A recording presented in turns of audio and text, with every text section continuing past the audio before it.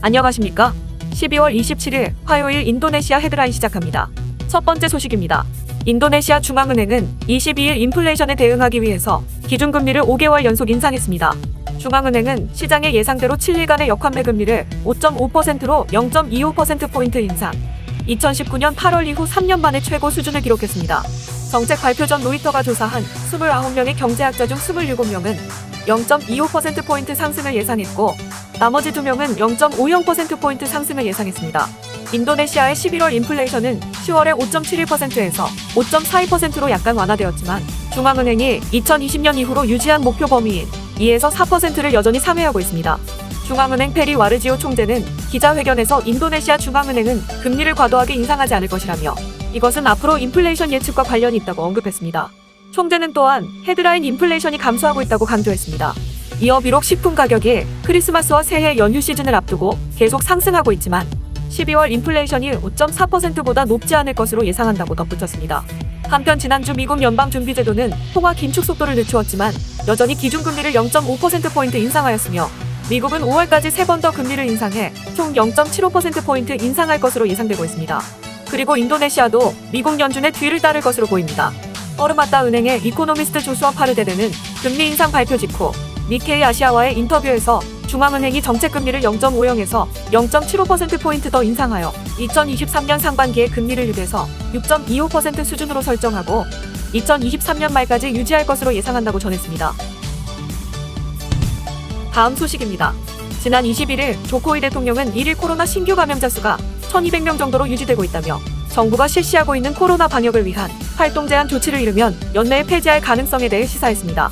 조코이 대통령은 현재 조정장관과 보건장관의 보고를 기다리고 있는 단계라며 이르면 금주 중 활동 제한 조치 폐지에 관한 대통령 지시를 발표하는 데 대해 전향적인 자세를 보였습니다. 대통령 회견에 동석한 경제조정부 장관은 세계보건기구 기준 인도네시아는 1단계 상태가 지속되고 있다며 전국적으로 엔데믹 상태를 유지하고 있다고 밝혔습니다. 한편 호주 그리피스 대학의 역학 전문가 디키 부디만 교수는 사람들의 이동이 활발한 크리스마스부터 연말연시 휴가 이후에 감염 상황을 봐가며 판단할 필요가 있다며 활동 제한 조치 종료를 서두를 필요가 없다고 강조했습니다. 아울러 부스터 백신 접종률이 50% 이상이 되도록 노력해야 하는 게 선결 과제라고 덧붙였습니다. 다음 소식입니다. 일본 정부가 내년 5월 히로시마에서 개최하는 주요 7개국 정상회의에 조코이 인도네시아 대통령과 나렌드라 모디 인도 총리를 초청하는 방안을 조율 중이라고 일본 언론이 보도했습니다. 인도네시아와 인도 모두 내년에는 각각 아세안 의장국과 G20 정상회의 의장국이며 일본 정부는 자유롭고 열린 인도-태평양 실현을 위해 G20 회원국들과 아세안과의 협력을 강화하려는 의도로 판단되고 있습니다. 특히 내년 G7 정상회의에서는 우크라이나를 침공한 러시아, 대만에 대한 압력을 강화한 중국에 대한 대응이 의제가 될 전망이기 때문에 러시아, 중국 사이에서 비교적 중립적인 태도를 유지하고 있는 인도네시아와 인도의 협력과 역할을 기대하는 것으로 분석됩니다. 다만 G7은 러시아와 중국에게 힘에 의한 일방적인 주장을 용납하지 않겠다는 입장을 내보일 것으로 예측되고 있습니다. 일본 언론도 인도네시아와 인도는 중국과 경제적 유대가 강하고 러시아와도 군사면에서 깊은 관계를 맺고 있다며 국제질서 유지를 위해 양국과 협력할 필요가 있다고 짚었습니다. 한편 G7 회원국은 미국, 영국, 프랑스, 독일, 이탈리아, 캐나다, 일본 등이며 의장국이 초청 권한을 가지고 있습니다. 또한 인도네시아는 올해도 G7 정상회의에 초청되어 참석한 바 있습니다. 다음 소식입니다. 인도네시아 정부는 내년 중반부터 알루미늄 원석 보크사이트 수출을 금지할 예정이라고 21일 발표했습니다. 조코이 대통령은 이날 브리핑에서 2023년 6월부터 보크사이트 수출을 금지하고 보크사이트 가공 개발을 추진할 것이라고 밝혔습니다. 이러한 조치는 자국 보호무역주의 연장선상으로 인도네시아는 자원원자재 수출국에서 원자재를 가공해 반제품 및 완제품을 수출하는 국가로 바꾸기 위한 정책입니다. 특히 인도네시아는 2019년 말에 니켈 원광을 수출 금지한 이후 오히려 관련 수출액이 10배 이상 증가했으며 니켈에서 거둔 성공을 보크사이트, 구리, 주석, 금 등 다른 원자재에도 적용하려는 계획입니다. 인도네시아의 이번 수출 통제 조치로 항공, 방산, 전자, 자동차, 건설 등의 산업에서 알루미늄의 수급 불안이 커지고 가격이 상승하는 등 국제 원자재 시장의 파장이 예상되고 있습니다. 특히 인도네시아가 원자재 수출 금지를 발표한 후 알루미늄 가격은 싱가포르의 런던 금속 거래소에서 이날 오전 0.5% 상승했습니다. 한편 보크사이트는 알루미늄을 만드는 데 사용되는 원석으로 인도네시아는 세계 6위의 매장량을 보유하고 있으며 알루미늄은 최근 부상하는 친환경, 전기차 등에 다양하게 쓰이는 광물이기도 합니다. 다음 소식입니다. KB국민은행의 인도네시아 자회사 KB부코핀은행이 자기자본 확대에 나섭니다.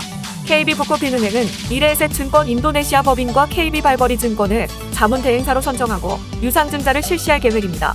자기자본 확대를 통한 재무 건전성 개선을 위한 움직임으로 풀이됩니다. 22일 인도네시아 언론에 따르면 KB부코핀은행은 시리즈 B 주식 1200주를 2023년 초 발행할 예정으로 유치된 자금은 KB부코핀은행의 재무 개선과 신규 사업에 사용될 것으로 전해졌습니다. KB부코핀은행의 유상증자는 이번이 네 번째로 업계에서는 코로나 사태로 지속된 누적 적자 대비 자기자본 비율을 늘림으로써 재무 건전성을 확보할 수 있을 것으로 전망하고 있습니다. 이러한 움직임에 따라 최근 인도네시아 금융당국도 KB부코핀은행의 은행 종합 건전성 등급을 기존 3등급에서 2등급으로 상향한 바 있습니다.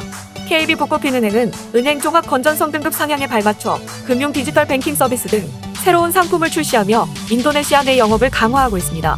한편 부코핀은행은 인도네시아 민간은행 중 자산 규모 19위권의 중대형 은행으로 지난 2018년 국민은행은 부코핀은행을 인수하고 KB부코핀은행으로 이름을 바꾸어 인도네시아에서 사업을 확대하고 있습니다.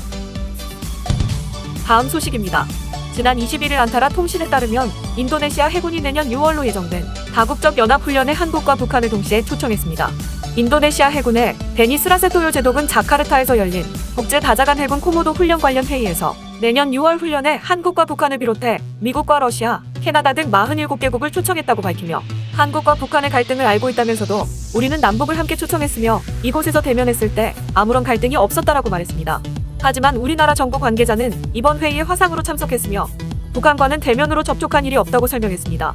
한편 코모도 훈련은 2014년부터 2년마다 열리는 연합훈련으로 인도적 재난구조 능력을 높이고 참가국 간 우호 협력을 강화하는 것을 목적으로 우리나라는 지난 10월 참관국 자격으로 참가했으며 내년 훈련 참여 여부는 아직 정해지지 않았습니다. 비동맹 중립 노선을 걷고 있는 인도네시아는 다국적 훈련을 할 때 진영과 관계없이 우선 많은 나라를 초청하지만 실제 갈등 국가들이 함께 훈련하는 일은 거의 발생하지 않기 때문에 한국과 북한이 함께 군사 훈련을 하는 상황은 발생하지 않을 것으로 전문가들은 예상하고 있습니다. 다음 소식입니다. 신태용 감독이 이끄는 인도네시아 축구대표팀이 캄보디아 대표팀을 제압했습니다. 지난 23일 자카르타의 갤로라 붕카르노 스타디움에서 열린 2022 아세안 축구연맹 미쓰비시 일렉트릭컵 조별리그 A조 1차전에서 캄보디아에 2대1로 승리했습니다.